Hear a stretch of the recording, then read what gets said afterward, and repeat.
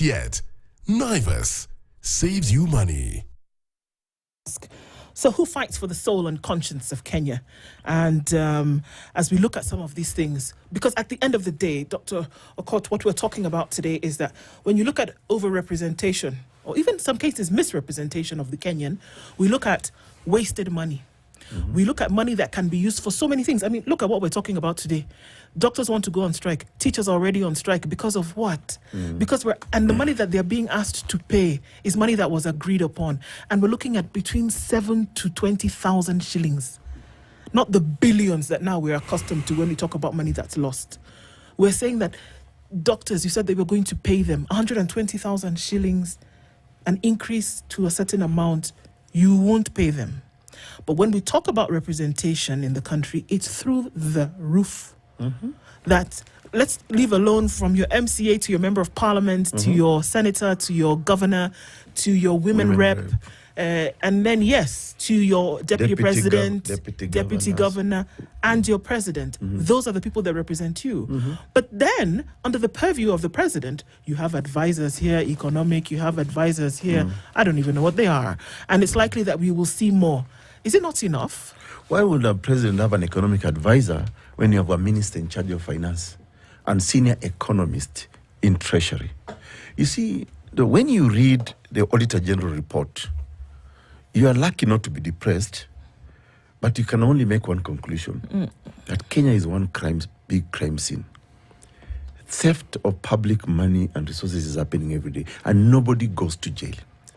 And this is all the representation. In fact, when you talk about representation, let me paint a bigger picture. So we have the President of the Republic of Kenya. Ideally, or as it should be, he actually represents Kenyans. Yep. Wherever you may be. Then there comes a deputy. So then you have a senator. You have a governor. You have a member of parliament. You have a women rep. Then you have got an MCA, member of county assembly. That is all representation in just one particular unit. Then now you go to appointment of people into cabinet by dint of Article 130 of the Constitution of Kenya. So people are saying, oh, we must have someone from our region. Yes. Again, that's representation.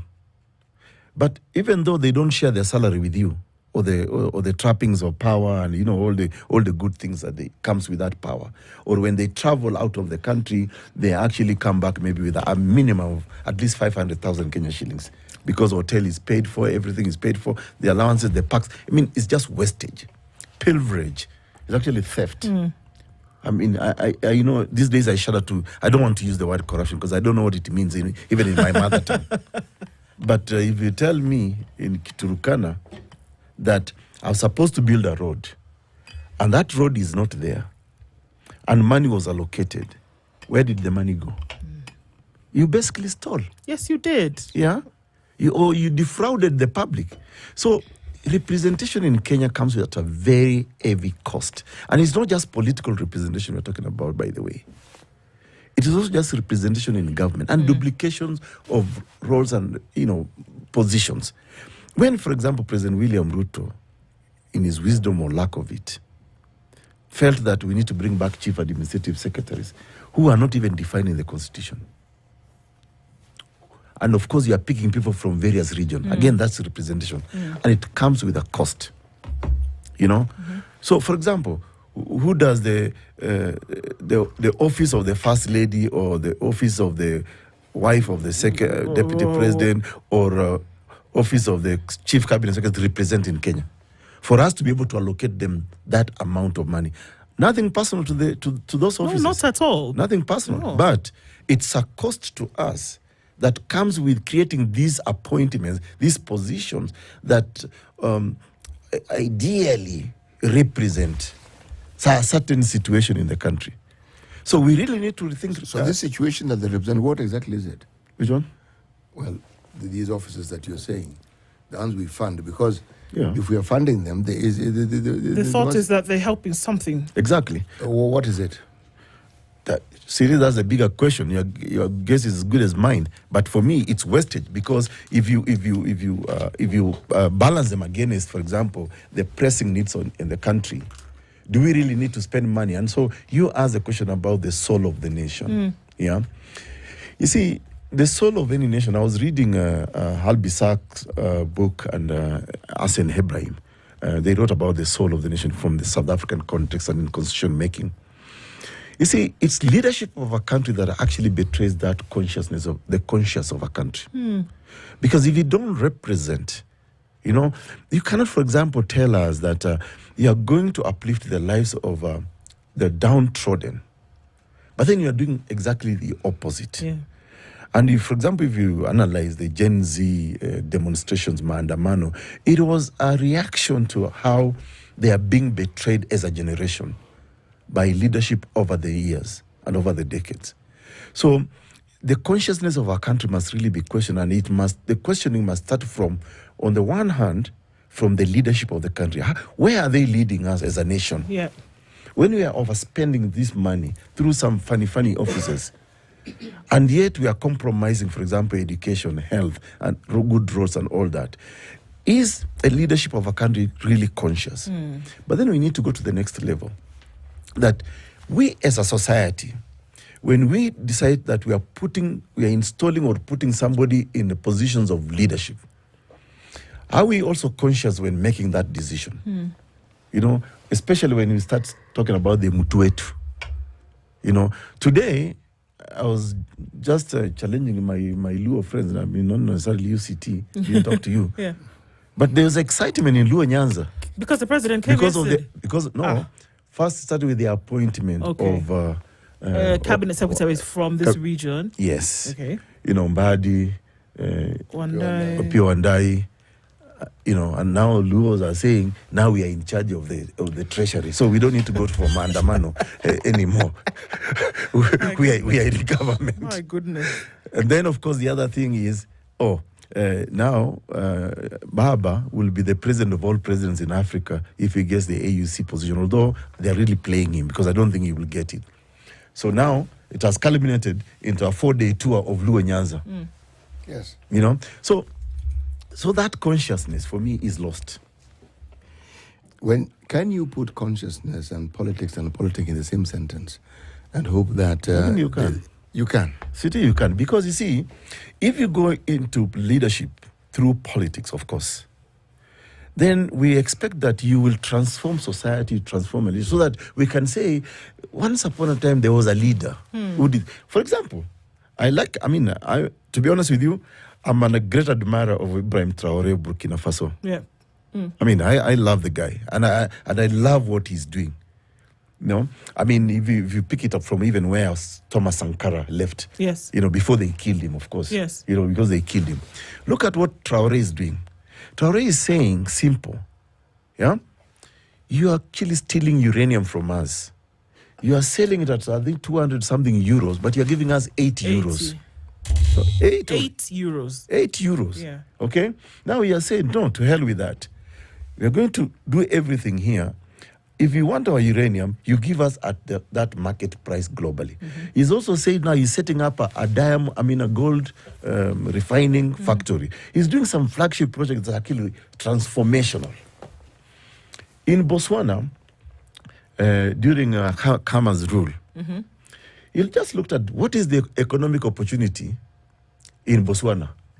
It was cattle. Yeah. Oh, cattle. It was cattle before they discovered the diamonds and all that. It was meat economy. He just transformed it.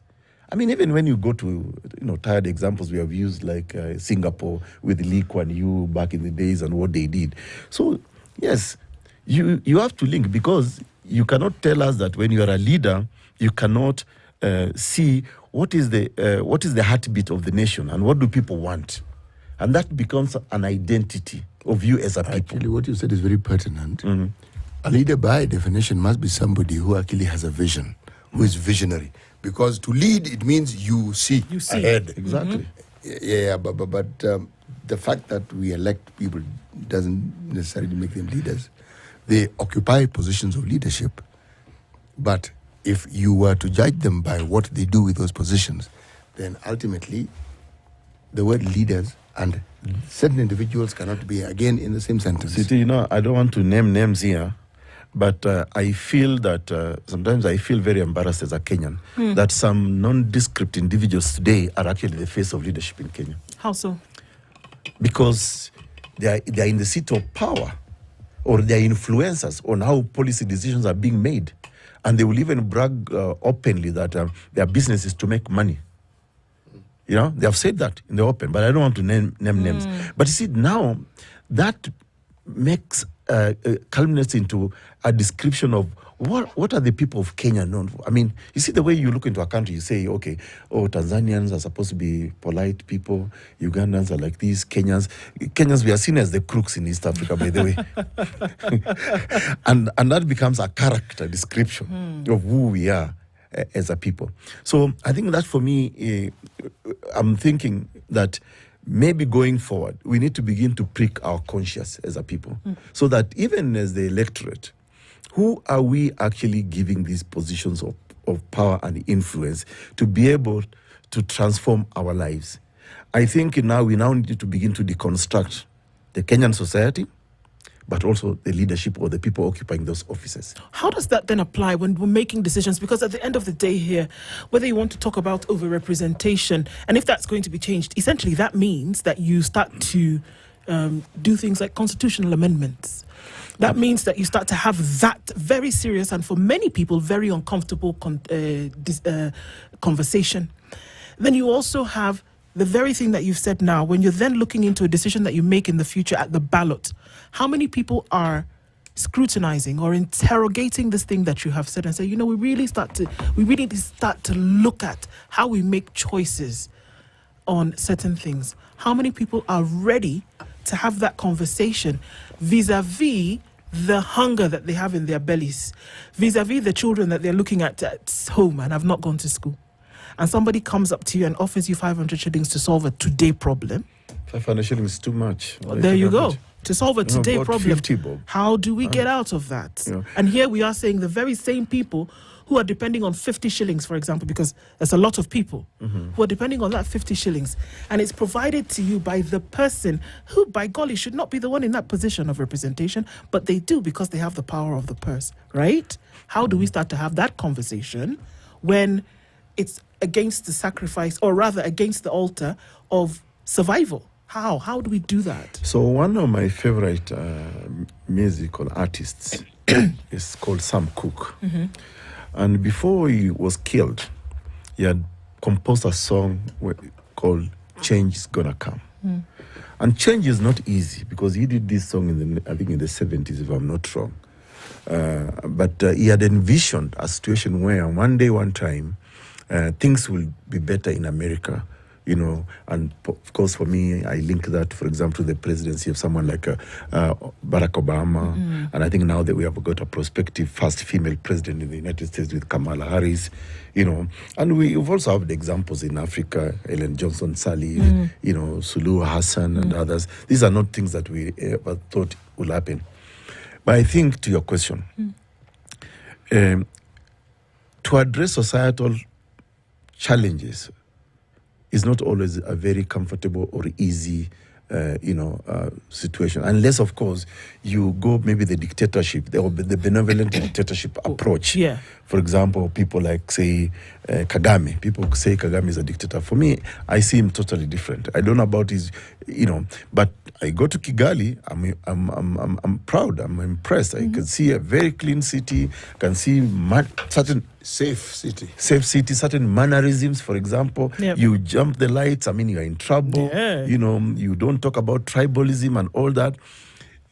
Back in my student days, in the UK, I remember Tony Blair that time as a prime minister. He started speaking about certain bad manners of the British people. Obesity. He just spoke about obesity, and he linked obesity to how it is stretching the health budget. Wow. No, seriously. And he told people, I think you probably need to exercise. Think about what you eat.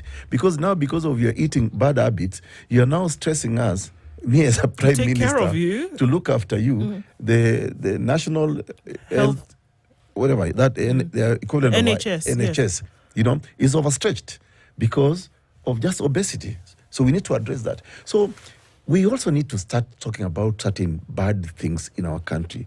And the unfortunate thing is that we don't have a leadership that is able to be honest enough to say, I've read the Auditor General report. It has confirmed there is theft happening in all the departments of government, in all the 47 counties of Kenya. People therefore must go to jail. We don't have that in Kenya today. No. Instead, you see people being rewarded with appointments into public office. And that's happening every day. They come into public office after stealing from us to even steal more. Why are they rewarded? Because of political expediency. Precisely. Now, if political expediency rules the And, day, and bad leadership. then it isn't leadership. Well, but we A semblance of leadership that is we exemplified call there. them our leaders. Yes. Well, if They're in position of leadership sitting. If reference is being made to people who have a following, whether what they're doing is good or not, then let's say you're right. This is what I am saying. I am saying that when I look at political expediency, there are many instances where somebody can actually justify it and say it is for this purpose. For instance, Museveni has 139 advisors? Okay. I'm certain I've heard the arguments for it, and it's political expediency, but it stabilizes his government. Because if you look at the list of people who are given former vice president, former lieutenant general in the army, people who are of substance. So they are not let loose into the system. They have a position, they have an office, there's something that they do. Now, I can understand that given the background where they came from and how it is they got into power. I understand it. Ours, where we actually elect people, that's what I'm asking. What's the justification? You see, Siti, listening to you, you're actually saying that political expediency is an expression of fear of those people in positions of leadership. Yeah. Because if they're not going to be politically expedient, bring people who might destabilize them, then their positions are threatened. Which means, therefore, political expediency has a negative connotation. If you look at, for example, and I think we've spoken it about here, one of the political geniuses of the Jubilee administration after the 2017 election was to bring on board the only person who could actually disrupt them. And that's how the handshake government came into place. Yes. To bring in get your enemy on your side. Exactly. Yeah. Today, as we speak, the ODM people the Azimio guy can deny this. But William Ruto also knows I lied to Kenyans in 2022 about certain things. He even gave us timelines. By January, in 6 months' in time. 6 months' time, we will do this. But now, because I want to go back to Solambaland and to just worry about reappointment in 2027, who else out there can actually disrupt me? This is true. So they go for Raila. And then they tell Raila, and I say this and I repeat it here, not a political prophet, but I will say it here. They tell Raila, we'll get you appointment to the AUC, African Union Commission. When they know clearly that Raila does not even qualify. What do you mean? But you check the qualifications to be a chairperson of AUC. Yeah. It's quite some. Yeah. It's quite some. He doesn't qualify. What do you need to do? Have wings. Even right from an academic point of view alone. Yeah. Language. I should be patriotic to say, let me have, my fellow countrymen go to the AUC. But the truth for the matter also is that there are qualifications you must meet. Basic qualifications. Basic qualifications. And also the fact that how are we actually lobbying for this person? Couldn't we have picked, say, for example, a more qualified person? Because the guy from Djibouti, to be honest, he is more qualified than, One to look at. It's a fact. Have a look at it. For sure. And therefore, for me, again, we are also not being, in this country, city, sometimes this is, we talk some truths which make people very uncomfortable. But also the image of our president in the continent and globally is is going to campaign against Raila. Remember this interview, and I think we'll have a comeback. Definitely we will. Yeah. Unfortunately, now time runs out, but I think there are very many things that pop up, and that's why it's important to continue having a conversation, because two things happen. You keep talking about it, or something will be done. And I think those are two very important things to do. Overrepresentation, what should be done about it? What should we cut? Dr. Aukot, party leader of Third Way Alliance, has been our guest this hour. Thank you for being here this morning, and we look forward to the next one. And thanks for having me. This kind of conversation deserves like a half day. Indeed. Indeed it does. Thank you for all of you for being part of Kenya's biggest conversation today. By God's grace, we talk again tomorrow morning. Good morning. It's 10 a.m.